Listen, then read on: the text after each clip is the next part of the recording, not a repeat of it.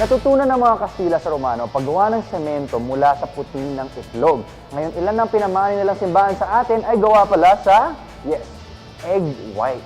Ngayon na itlog na pinag-uusapan natin, syempre, dito sa Midnight Express, isegoy na natin yan sa pagkain. Ang handa natin ngayong gabi, tocino del cielo. It's gonna be good. Tocino del Cielo. Sa tunog pa lang, akala mo ulam. Pero ang totoo, ang Tocino del Cielo ay isang panghimagas na gawa sa pula ng itlog at asukal. Kaiba sa leche flan dahil wala itong gatas. At kung duda pa rin kayo sa pangalan nito, ang ibig sabihin ng tocino ay matamis. Tocino del cielo is different because it's richer than the leche flan that we're used to. Gutom na ako. So, okay. Okay. So, iba ang texture nito sa usual leche flan na alam natin. Tingnan mo, parang mas buo siya.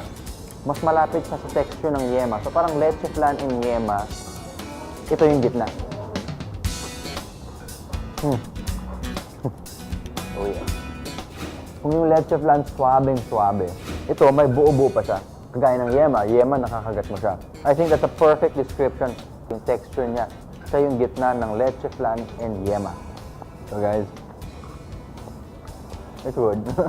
Ayon sa mga kwento, nadiskubre ng mga madre ng Convento de Espiritu Santo sa bansang Espanya ang Tocino del Cielo noong 1324. Madalas noon gamitin ang puti ng itlog para pampalinaw ng alak at para hindi masayang ang pula ng itlog, ibinibigay na lamang ito sa mga monasteryo. Naisipan naman ng mga madre na ihalo ito sa tinunaw na isukal hanggang sa nilikha nila ang matamis na panghimagas. From one dessert lover to another, kailangan nyo subukan to because it just might taste like heaven.